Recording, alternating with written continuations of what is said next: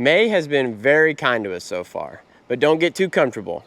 It's a trap. What's up, guys? I'm Rhett. Welcome back to Lawn Insider. Most of the folks here in my immediate area have received somewhere between 3 and 5 inches of rain here in the first half of May. And luckily, my lawn has been one that has reaped the benefits of that extra rainwater. I've actually only run my irrigation system once this entire year, and you can see it's looking really, really good. I did get out earlier and mow, put some horizontal stripes down, and in the front, I usually just alternate between horizontal, which is what I call them when I go parallel with the sidewalk, and then vertical, which is what I call it when I go perpendicular with the sidewalk. And you can see that it does create a nice little checkerboard illusion here in the front. And let me go ahead and show you a close-up here. But the problem here is that this is just Mother Nature, or Texas, lulling us to sleep. Like I mentioned in the intro, it's a trap, because if you look at the 10-day forecast, heck, if you look at tomorrow's forecast, it says it's going to get into the triple digits, and then on Wednesday, it actually says it's going to get up to 106 degrees. And then on the 10-day forecast, there's not a single day where the chances of precipitation go above 25%. So there's a pretty good chance we're already going to enter drought season here in Texas. So that's the topic of today's video. I'm just going to take some preemptive measures in my lawn and show y'all what I'm going to do to try to help out with some of that heat and drought stress. Real quickly, before we get into that, let's show you the rest of the lawn. Here is the side yard. It's greened up really, really nicely. And then I'll just walk you back here to the back as well. And like I mentioned in a couple of previous videos, the backyard still is growing more quickly than the front. So every once in a while, I do sneak in an extra mow in the back just to make sure that I am staying on top of things. But let me go ahead and walk over here and I'll show you the yard. Here's the 2 guard dogs in the backyard here. And you can see backyard's coming in really nicely as well. I actually mowed diagonal stripes today, but they don't pop quite as well as the ones where I just mow lengthwise. That's the pattern that I mow most often, so it's the one that is most burnt in back here. But you can see it kind of looks like a baseball outfield or a soccer pitch or a golf fairway back here. Very nice look to it overall. Here is the cut. And right now we're mowing at 1/2 inch, but everything has been under almost perfect conditions because we've had the heat kick in and then we've had all of this rain. And like I said, it's kind of lulling us to sleep. Everything's been almost too easy.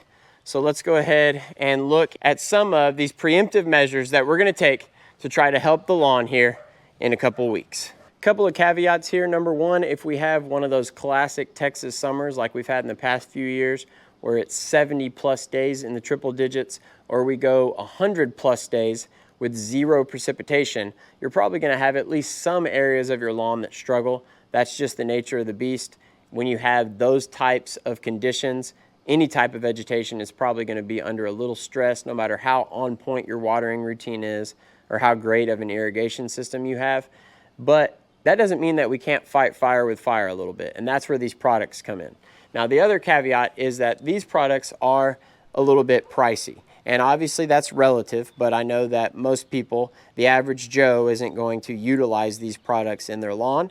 And I'm definitely not pushing these products on you, but I just like to feature the products that I use in the lawn or that I've had some success with in the lawn to try to maintain it at the level in which I'm able to. So the first one is the H2O Maximizer pellet.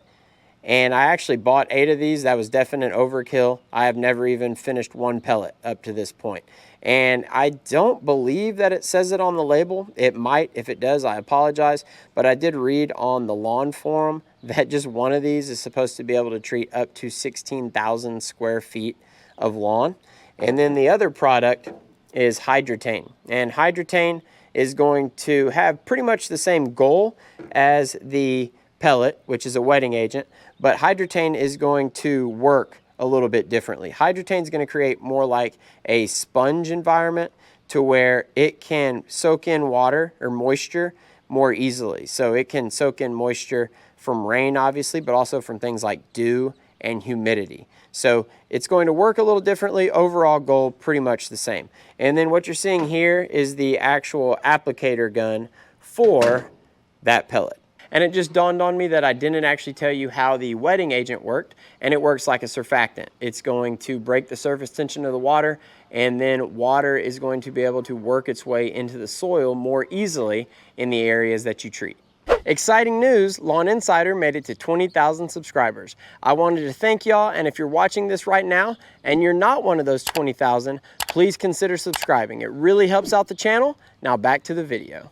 I'm sure everybody agrees I've done enough talking up to this point, so let's go ahead and show you how to use the product. And Hydrotain, we're gonna go ahead and save for another day. Today we're gonna apply the wetting agent in a few spots across the lawn that I know struggle whenever the drought conditions show up. And when you read the label, it does tell you if you want the product to last a little bit longer, you can put it inside the little canister with the opening facing down. But I'm really not worried about the product running out quickly because I've used this pretty frequently, at least last season, and I've only used maybe half of a jar or half of a pellet up to this point. So I'm gonna go ahead and put it in there with the opening up, and then you just screw it to the bottom of the applicator gun, and the applicator gun fits on the end of your hose, and you are ready to apply.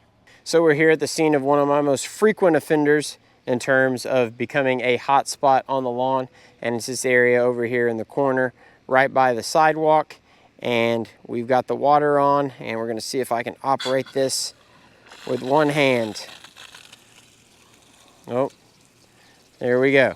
So once you turn the handle, you are actively applying the product, and you do not have to water it in afterwards because you're using this nifty little applicator gun, and it does that for you.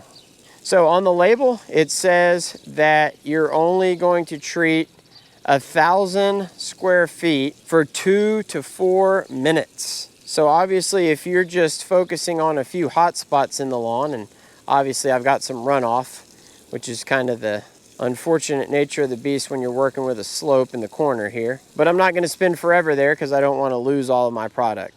So right here along this edge with my driveway is also an area that tends to dry out a little bit more quickly. So we're gonna go ahead and treat this spot as well. I will say, I would not recommend trying to GoPro in one hand and apply in the other, but hey, this is the cross I bear to make content for you guys on YouTube. Now, I know people are gonna ask in the comment section, can we do this for the entire lawn? Absolutely. If you have time to go out and apply this to your entire yard, you definitely could. Especially, it says 1,000 square feet every 2 to 4 minutes. So it's really not asking you to spend any great amount of time in any one area. In my lawn, that would be 16 minutes if I actually only went 1,000 square feet for 4 minutes. But obviously, I'm applying a little bit more of a extreme dose in some of these areas. Now I put y'all on a tripod.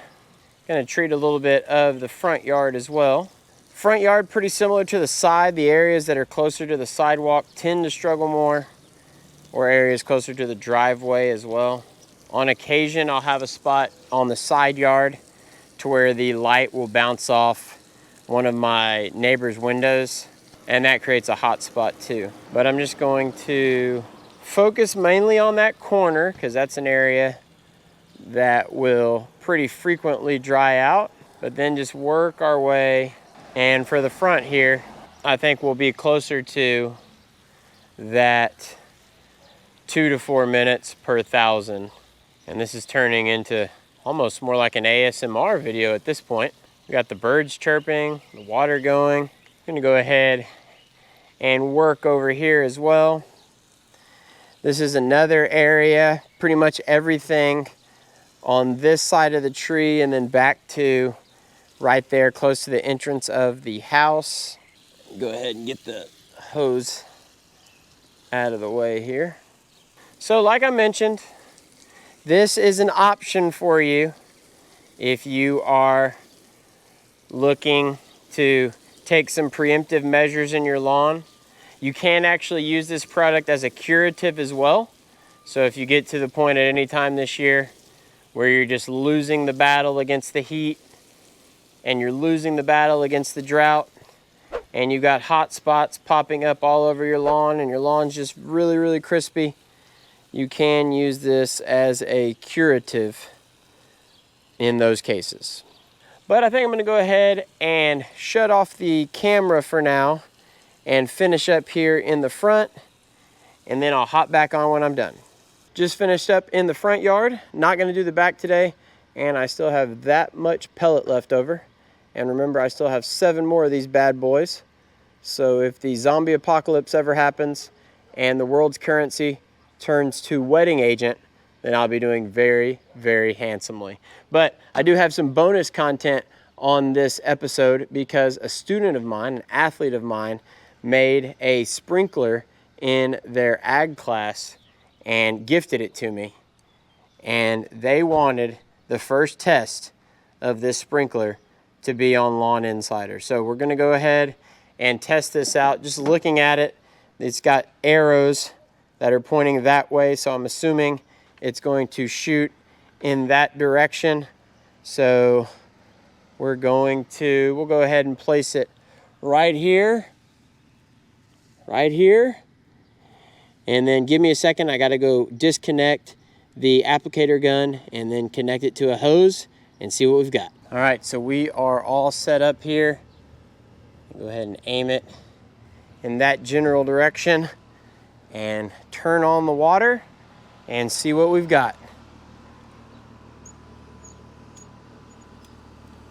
Oh, it looks like we have ourselves a functioning sprinkler head. Shoots out 180 degrees.